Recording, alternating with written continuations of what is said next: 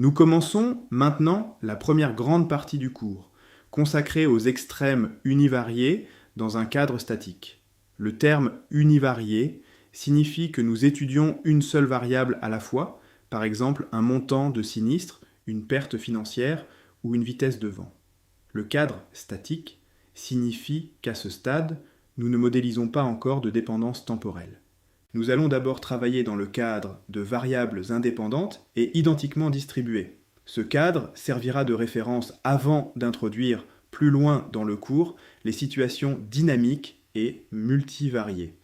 Nous commençons par l'objet fondamental de cette partie, le maximum d'un échantillon de variables indépendantes et identiquement distribuées. On suppose que toutes les observations suivent une même loi, décrite par une fonction de répartition que l'on note f. Le maximum correspond simplement à la plus grande des n observations disponibles.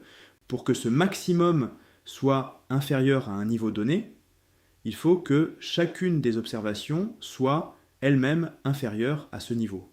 Grâce à l'hypothèse d'indépendance, la probabilité de cet événement s'obtient en multipliant les probabilités individuelles. On en déduit que la fonction de répartition du maximum est la fonction de répartition initiale élevée à la puissance n. Cette relation est exacte et constitue le point de départ de toute l'analyse.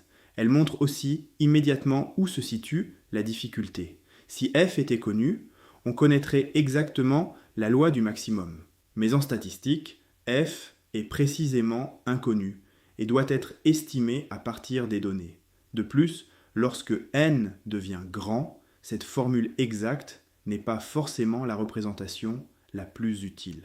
Nous allons donc chercher des approximations asymptotiques simples qui décrivent la loi du maximum à partir du seul comportement de f dans sa queue droite, sans nécessité de connaître toute la distribution. La question suivante est: que devient le maximum lorsque la taille de l'échantillon augmente? Prenons un niveau fixé, situé strictement en dessous de la borne supérieure possible de la distribution. La probabilité qu'une observation soit inférieure à ce niveau est alors strictement inférieure à 1. Lorsque l'on élève cette probabilité à une puissance de plus en plus grande, elle tend vers 0. Cela signifie qu'avec suffisamment d'observations, le maximum finit par dépasser presque sûrement tout niveau fixé qui n'est pas la borne supérieure de la distribution. On introduit alors le point extrémal supérieur. C'est la plus grande valeur que la variable peut atteindre au sens du support de sa distribution. Ce point peut être fini comme pour une loi uniforme ou infini comme pour les lois exponentielles ou normales. Le maximum converge vers ce point extrémal. Si celui-ci est fini, le maximum vient se coller de plus en plus près de cette borne. S'il est infini, le maximum diverge. Dans les deux situations, la loi asymptotique du maximum brut est dégénérée. Toute la masse finit par se concentrer sur une valeur limite, éventuellement l'infini. Cette convergence ne nous renseigne donc pas sur la manière dont le maximum fluctue autour de son ordre de grandeur typique. Pour obtenir une limite probabiliste informative, il faut modifier l'échelle du maximum en le recentrant et éventuellement en le redimensionnant. Pour comprendre pourquoi cette normalisation est naturelle, faisons un parallèle avec la théorie classique des sommes. Considérons une suite de variables indépendantes et identiquement distribuées, de moyenne finie et de variance finie. La moyenne empirique converge vers la moyenne théorique lorsque la taille de l'échantillon augmente. C'est la loi des grands nombres. Mais cette convergence fournit elle aussi une limite dégénérée. La moyenne empirique se concentre autour d'une constante. Pour étudier ces fluctuations, il faut regarder ce qui se passe à une échelle plus fine. C'est exactement le rôle du théorème central limite. On recentre la moyenne empirique autour de sa moyenne théorique et on la remet à l'échelle en tenant compte du fait que sa dispersion diminue avec n. Après cette transformation, la distribution ne s'effondre plus sur une constante. Elle converge vers la loi normale, centrée, réduite. Ce point est essentiel pour la suite. Le théorème central limite montre qu'un objet aléatoire dont la limite brute est dégénérée peut présenter, après une normalisation appropriée, un comportement asymptotique, stable et universel. Nous allons chercher à faire la même chose avec le maximum. La difficulté sera de déterminer quelles transformations de position et d'échelle permettent de stabiliser ces fluctuations lorsque la taille de l'échantillon devient grande. Cette slide résume les 3 propriétés du théorème central limite qui vont servir de guide pour la théorie des extrêmes. Premièrement, sous l'hypothèse d'une variance finie, la loi limite est universelle. Quelle que soit la forme précise de la distribution initiale, la moyenne normalisée converge vers une loi normale. Deuxièmement, la normalisation dépend tout de même de la distribution initiale. Elle utilise sa moyenne et sa variance. L'universalité concerne donc la forme de la loi limite, et non les constantes de recentrage et d'échelle. Troisièmement, ce résultat asymptotique donne une approximation utilisable pour des tailles d'échantillons finies. Lorsque n est suffisamment grand, la moyenne empirique peut être approchée par une loi normale. La question centrale devient alors: existe-t-il un résultat analogue pour les maxima? Peut-on normaliser le maximum afin d'obtenir une loi limite non dégénérée dont la forme ne dépende que faiblement de la distribution initiale? La réponse sera positive, mais avec une différence importante. Contrairement au cas des sommes, il n'existera pas une seule forme limite. Nous verrons apparaître 3 grands types de lois extrêmes, qui seront ensuite réunis dans la famille des lois GEV. On peut maintenant reformuler le problème en termes de seuil. Au lieu de chercher immédiatement une transformation du maximum, demandons-nous comment choisir un seuil qui dépend de la taille de l'échantillon afin que la probabilité que le maximum reste sous ce seuil converge vers une limite non triviale. L'idée est de faire augmenter le seuil avec n. Si le seuil reste fixe, le maximum finit par le dépasser presque sûrement. A l'inverse, si le seuil augmente trop vite, il sera presque toujours au-dessus du maximum. Il faut donc choisir un régime intermédiaire. La proposition de la slide donne précisément ce régime. La probabilité individuelle qu'une observation dépasse le seuil doit devenir petite, mais elle doit le faire à une vitesse telle que, multipliée par le nombre d'observations, elle tende vers une constante positive, notée tau. Cette constante a une interprétation immédiate. Elle correspond asymptotiquement au nombre moyen de dépassement du seuil dans un échantillon de taille n. Lorsque cette condition est satisfaite, la probabilité que le maximum reste sous le seuil tend vers une valeur strictement comprise entre 0 et 1.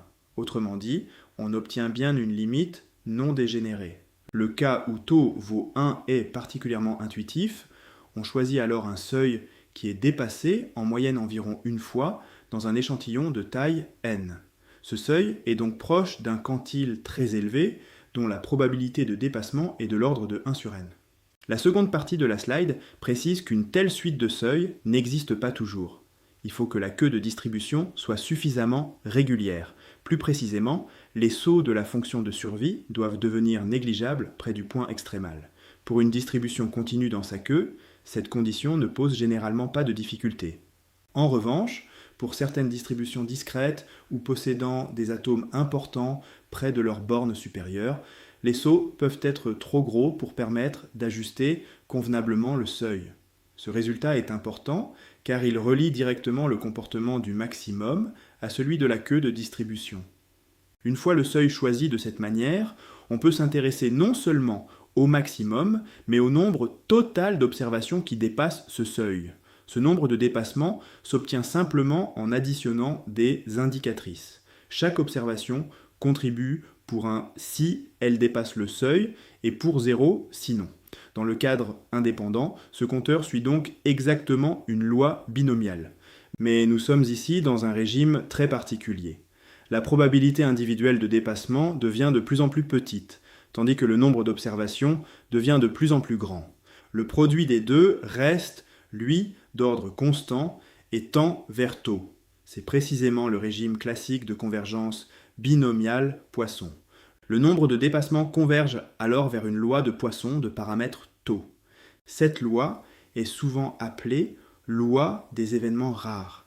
Elle apparaît lorsqu'on dispose d'un très grand nombre d'occasions d'observer un événement, chacune avec une faible probabilité de réalisation. L'interprétation de taux est donc très simple. C'est à la fois la moyenne et la variance asymptotique du nombre de dépassements. Il existe enfin un lien direct avec le maximum. Dire que le maximum reste sous le seuil équivaut à dire qu'il n'y a aucun dépassement. La probabilité limite étudiée sur la slide précédente correspond donc exactement à la probabilité qu'une variable de Poisson prenne la valeur 0. Cette connexion entre maximum et dépassement sera l'un des fils conducteurs du cours. Elle réapparaîtra dans l'approche P-OT, dans l'étude des statistiques d'ordre extrême et, plus loin, dans les processus ponctuels de dépassement. Prenons maintenant un exemple où tous les calculs peuvent être effectués explicitement. La loi exponentielle de paramètre 1. Cette distribution n'est pas bornée à droite.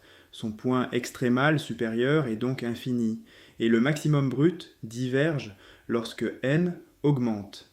La question est de savoir autour de quel ordre de grandeur se situe ce maximum et s'il est possible de stabiliser ces fluctuations.